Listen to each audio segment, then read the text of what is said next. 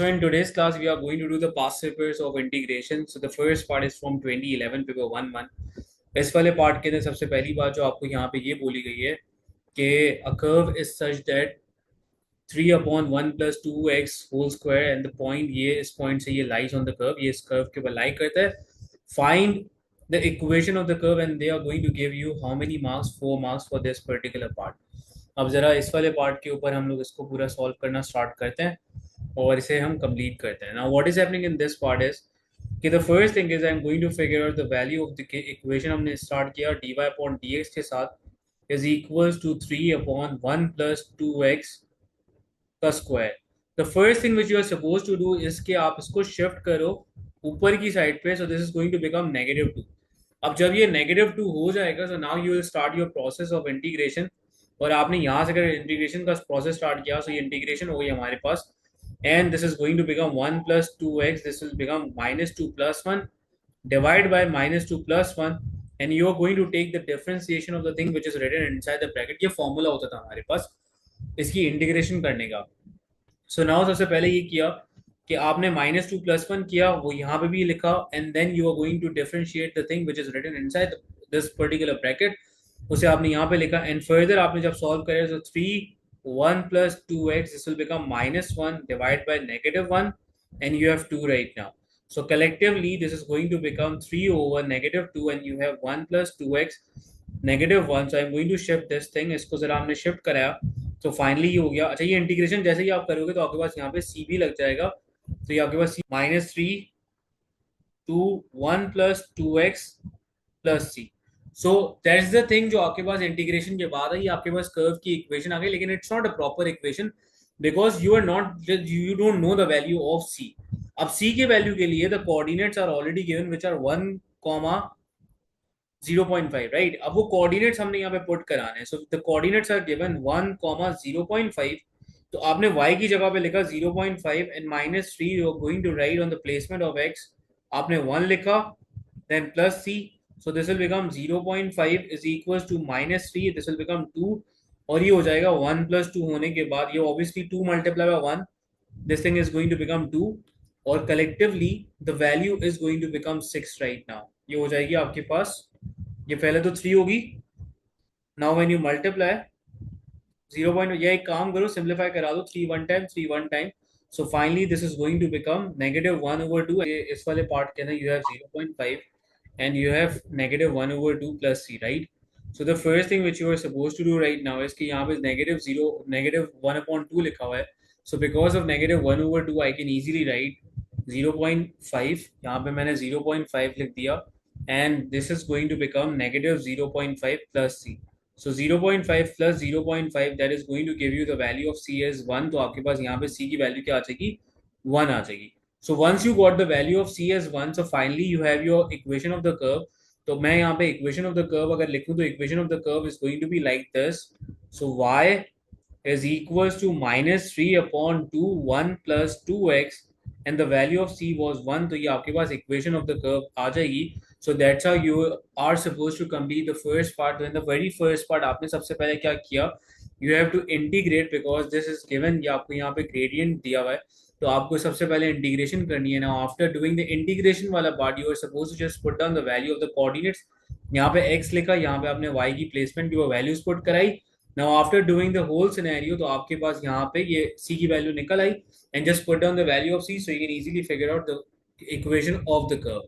ये आपके पास कर्व की इक्वेशन इस तरह से निकल आएगी. Now solving the second part for you guys. Second वाला पार्ट मैं सॉल्व करवाता हूँ. सेकंड वाले पार्ट में ये बोला गया कि find the set of values of x for which the gradient of the curve is less than 1/3. Now first I'll try to figure out कि यार ये चीज हमारे पास क्या हो रही है. पहले तो इसे देख लेंगे ताकि ये प्रॉपर वे के अंदर कंप्लीट हो जाए. Then we will try to figure out, इसको सॉल्व करेंगे. देखो उन्होंने आपसे ये बोला कि सेकंड वाले पार्ट के अंदर find the set of values of x for which the gradient of the curve is less than 1/3. So I can right dy upon dx is the gradient is less than 1/3. जो उन्होंने बोला उसी चीज को मैंने यहाँ पे कन्वर्ट किया. So now instead of writing dy upon dx I am going to replace it with this thing. तो ये हमने लिखा 3/1 plus 2x का होल स्क्वायर लेसर देन 1/3 आपने लिख दिया. Now you can cross multiply the whole thing. सही है, आपने यहाँ पे क्रॉस मल्टीप्लिकेशन वगैरह स्टार्ट करी. सो क्रॉस मल्टीप्लिकेशन, ये 3 उधर जाके मल्टीप्लाई हुआ, so this is going to become 9 and this will become 1 plus 2x whole square. So now because I have a whole square right now, I'm going to expand it completely. तो जरा इसे expand किया, this will become 1 plus 4x square and I'm going to shift 9 on the other side. तो 9 को जैसे ही मैंने दूसरी तरफ shift किया, this will become 1 plus 4x square and you have a negative 9. And finally after doing the whole simplification process, तो ये हो जाएगा 4x square plus 4x and this will become -8. और थोड़ा सा इसको प्रॉपर फॉर्म में लिखेंगे तो 4x स्क्वायर प्लस 4x -8. देखो इसकी तरफ क्रोकोडाइल का माउथ खुला हुआ था, तो अगर मैंने इस तरफ लिखा तो इसकी तरफ भी क्रोकोडाइल का माउथ खुल जाएगा. So now I can easily know के now this is going to become quadratic inequality. Now quadratic inequalities are not solve directly. Quadratic inequality के लिए आपको थोड़े बहुत एफर्ट्स करने पड़ते थे. Now let's do some efforts, but first thing is कि we are going to factorize it. अब फैक्टराइजेशन के लिए सबसे पहले हमारा वही काम है कि हम इसके फैक्टर्स को ढूंढेंगे. So obviously I can multiply 8 and 4 and collect for the factors, but currently it is very much easy for me कि मैं यहाँ पे दो फैक्टर्स 8 और 4 को ही कंसिडर करूँ. So this is going to become 8x minus 4x minus 8 greater than 0. देखो इसको आप इस तरह से भी कर सकते हो. Otherwise you can do one more step is कि या फिर आप क्या करो कि इस पूरे को या इस पूरी इनइक्वालिटी को आप यहाँ पे 4 से डिवाइड करा दो. ये सिंपल बात, यहाँ पे सिंपल वर्ड्स के अंदर आप यहाँ पे 4 को कॉमन ले लो और उस तरफ आप शिफ्ट कर दो, उससे भी आपके पास आ जाएगा. वो वाला स्टेप भी मैं करवा देता हूँ. आफ्टर डूइंग दिस थिंग आप यहाँ पे फैक्टराइजेशन करोगे तो आपके पास आ जाएगा, लेकिन मैं आपको थोड़ा सिंप्लीफाइड फॉर्म में करवा दूँ. So what I'm going to do is I'm going to take 4 as a common, so this will become x square, this will become 2x, no sorry, this will become x and this will become minus 2. ये हो जाएगा और ये 4 उस तरफ shift हुआ, so now this is going to be x square plus x minus 2 greater than 0. Now the factors of 2 जिनसे मैं 1 बना सकता हूँ वो आपके पास यहाँ पे हो सकते हैं. the factors of 2 जिससे मैं 1 बना दूँ, so I am going to write, एक तो 2 खुद है और 1 है, so I'll be writing positive 2x minus 2. यहाँ पे मैंने फर्स्ट दो टर्म में से इधर मैंने कॉमन लिया, so I will take x as a common, this will become x plus 2 minus 1, this will become x plus 2 greater than 0. So finally I have x minus 1 and then I have x plus 2 greater than 0. Now for quadratic inequality मैंने आपको एक बात बताई थी, वो ये बात बताई थी कि भाई जब आपके पास फैक्टर्स आ जाएं तो तब आप क्या करो, आप उसके x इंटरसेप्ट निकालो. Now x intercept is going to become x minus 1 is equal to 0. So x intercept आपके पास एक 1 आ गया और x plus 2 is equal to 0. So दूसरा x इंटरसेप्ट आपके पास क्या आ गया, -2 आ गया. So these are your x intercept, not the inequality. अभी भी सॉल्व नहीं हुई है. इनइक्वालिटी को सॉल्व करने के लिए मैंने आपसे ये रिक्वेस्ट करी थी कि आप सबसे पहले बनाओगे स्केच. आपने यहाँ पे अपनी मेहनत करनी है स्केच बनाने पे. जब आपने यहाँ पे स्केच बनाया तो ये आपका रफली मैं जरा स्केच बना रहा हूँ. ये देखो स्केच जब आपने यहाँ पे बनाया तो इस स्केच के अंदर I am going to write -2 over here and this is going to become 1. Now quadratic inequality में ये होता था कि अगर ये ग्रेटर का साइन यूज कर रहा है तो ग्रेटर का मतलब ये होता था कि I am talking about the region, I am talking about the part of a graph which is above the x axis. तो अबव द एक्स एक्सिस का मतलब है कि मैं इस वाले पार्ट की बात कर रहा हूँ. तो इस वाले पार्ट को आंसर करने के लिए हम ये लिखते थे बिकॉज अगर मैं इस तरफ जाऊंगा तो x की वैल्यूज -2 से कम होगी, so I will be writing x is lesser than -2. सही है. और इस तरफ अगर मैं जाऊंगा तो 1 से वैल्यूज बढ़ेंगी, so I will be writing x is greater than 1. That was a part of quadratics. ये क्वाड्रेटिक्स में आया था लेकिन उनके साथ सवाल कनेक्टेड था तो मैंने इसे एक साथ करा दिया. If you have any confusion, you can ask me. Okay, so moving towards the other part, so we have this particular part. We have paper 1-2 2011. अच्छा, ये सिंपल सी इंटीग्रेशन का पार्ट है तो ये तो बहुत आसानी से हो जाएगा. देखो एग्जामिनर ने आपको मार्क्स कितने दे रहे हैं, इस पर 3 मार्क्स दे रहे हैं. So now the first step is I am just suppose to do is कि इसको थोड़ा सा हम इंडिविजुअली वो कर लेते हैं. सही है. तो इसे हमने किया कि एक्स क्यूब ये लिखा हमने और प्लस यहाँ पे लिखा x cube and this is going to be dx. Now for this particular part थोड़ी इंटीग्रेशन स्टार्ट करते हैं, but I will do one more step कि मैं इस -3 को ऊपर की तरफ शिफ्ट कर देता हूँ. Now I am going to start my integration. सही है. दोनों को अलग अलग वे में इंटीग्रेशन की मैंने. अब जब इंटीग्रेशन हमने करना स्टार्ट की, सो आई नो कि यार x क्यूब लिखा हुआ है, so x cube is going to become 3 + 1 divide by 3 + 1 हो जाएगा. And I will do the same working for this one, -3 + 1 और डिवाइड हो गई हमारे पास किसके साथ, -3 + 1 के साथ. Then because I am doing the integration part तो यहाँ पे c भी लग जाएगा. Now I am supposed to do the whole simplification step. So this will become x power 4 divided by 4. This will become x power -2 divided by -2 plus c. ये negative यहाँ लिखा हुआ है, यहाँ पे पॉजिटिव लिखा हुआ है, so this whole thing become negative. ये हो जाएगा अब आपके पास एक्स की पावर -2/2 प्लस सी। अभी भी थोड़ी सी शिफ्टिंग बाकी है, so x power 4 divide by 4 minus 1/2x² plus C. So this was a very simple part of integration. ये आपसे आराम से कर हो जाना चाहिए। Okay, so now moving towards the other part. So in this particular part first they are asking, मैं कोशिश करता हूँ कि ये पूरी ना आपको नजर आए, ताकि जितने भी मैं चीजें लिखूं वो पूरा हमारे पास विजिबल हो। So first I can see here there is a graph. The diagram shows a part of the curve y equals to 4 square root x minus x. The curve has a maximum point m and meets the x axis at O and A. x axis के ऊपर वो O पे meet करता है और A के ऊपर meet करता है, उन्होंने बता दिया है आपको। Find the coordinates. फर्स्ट वो आपसे कह रहा है find the coordinates of A and M। A और M के आप कोऑर्डिनेट्स निकालो। तो पहली वर्किंग आपसे उन्होंने जो कराई वो ये कराई। Now for the value of A, the first step is I'm doing is to figure out the A coordinates, कि A वाले कोऑर्डिनेट्स कौन से होंगे। अब A के लिए there is one common scene कि यार अगर ये हमारे पास यहाँ पे लाई कर रहा होगा तो obviously if the point is lying on the x axis so the value of y become zero. y की वैल्यू आपके पास जीरो हो जाती है। तो हमने सिंपल सी इक्वेशन ऑफ कर्व उठाई and I am going to put 4 square root x minus x हमने लिखा, एंड y की प्लेसमेंट के ऊपर हमने यहाँ पे जीरो प्लेस किया। सो 4 square root x minus x, ये इस तरह से अगर आपके पास हो गया। Now I am moving the x on the other side, ये x को हमने उस तरफ शिफ्ट कराया और ये स्क्वायर रूट x लिखा हुआ था। तो एज यू कैन सी के स्क्वायर रूट x को आई कैन राइट x पावर 1/2, ये मैं लिख सकता हूँ यहाँ पे। अब हमारे पास क्या हो रहा है कि ये चीज पूरी की पूरी चीज यहाँ पे क्या हो रही है, मल्टीप्लाई। ये जैसे ही उस तरफ जाएगी तो डिवाइड हो जाएगी। तो आई will right x upon x की पावर 1/2 इज इक्वल टू 4। ये हमने लिखा यहाँ पे। नाउ अगर मैं इस चीज को ऊपर की तरफ शिफ्ट करूंगा दिस विल बिकम -1/2। मैं थोड़ा डिटेल में जा रहा हूँ, सही है, ज्यादा स्टेप्स करा रहा हूँ ताकि किसी बच्चे को थोड़ा सा कोई भी कंफ्यूजन ना हो। तो 1 - 1/2 is going to become x की पावर 1/2 is equals to 4.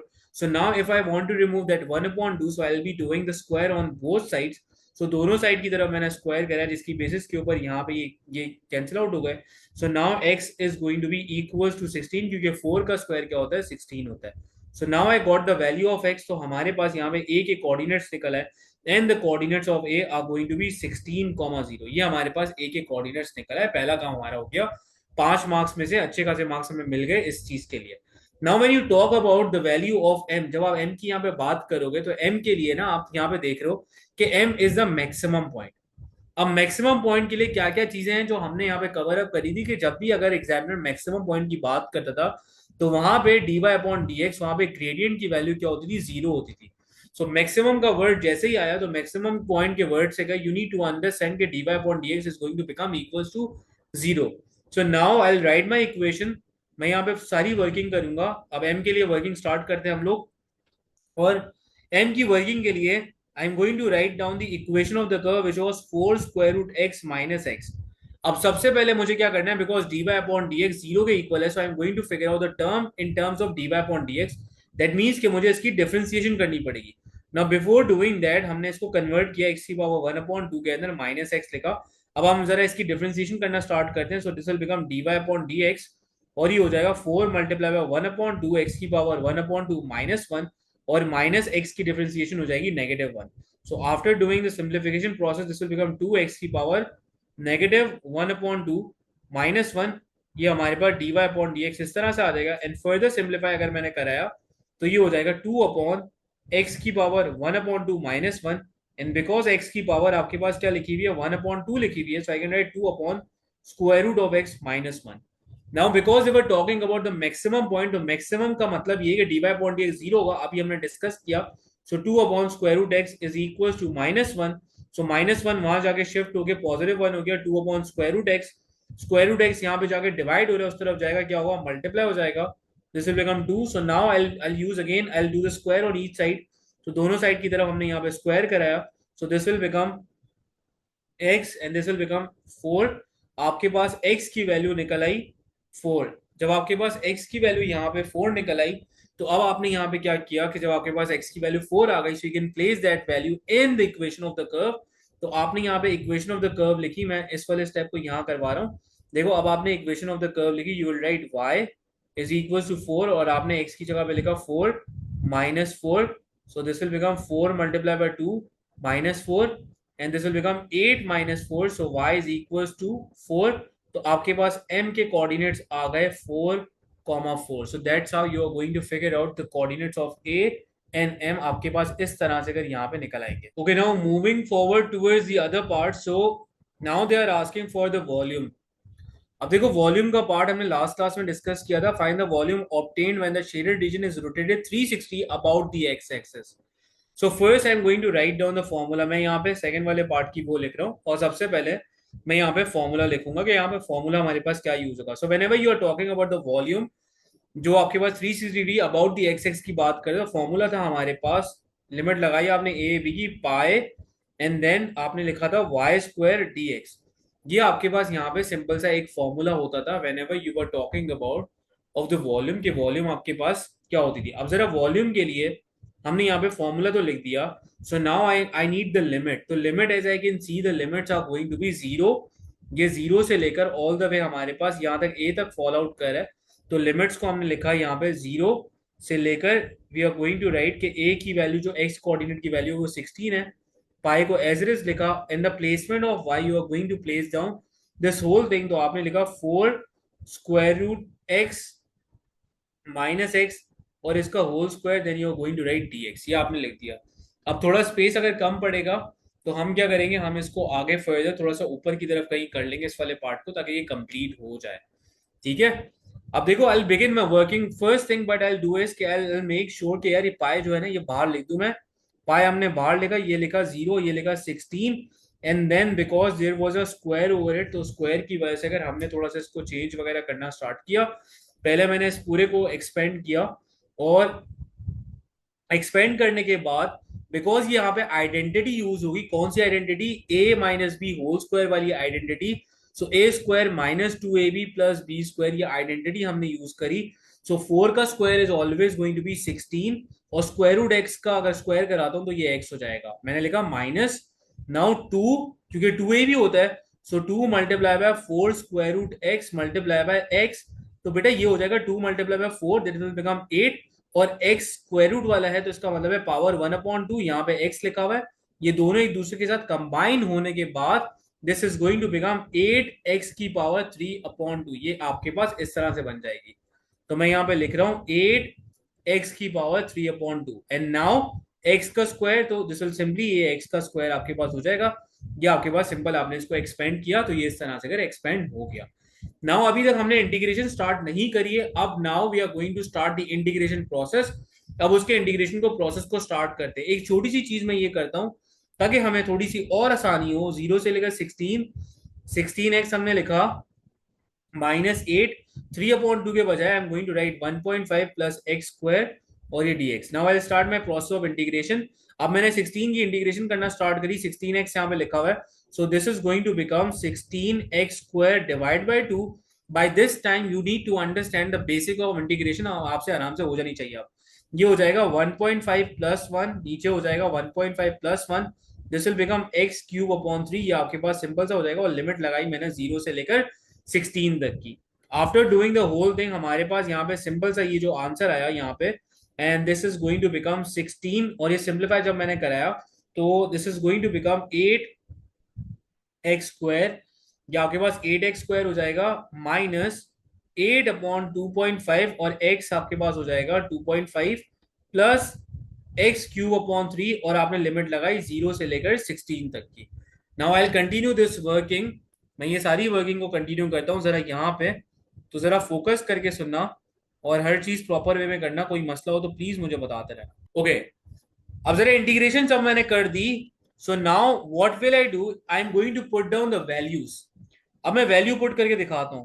पहले मैंने अपर लिमिट पुट करानी है. मैंने लिखा पाए, पहले मैंने अपर लिमिट पुट करानी, तो मैंने लिखा 8, एक्स की जगह पे we are going to write 16, ये स्क्वायर हो गया, माइनस 8, वापस हमने लिखा 16, power this time is going to be 2.5 divide by 2.5, and this will become 16 का क्यूब एंड डिवाइड बाय 3. ये हमने लिख दिया, ये ब्रैकेट क्लोज.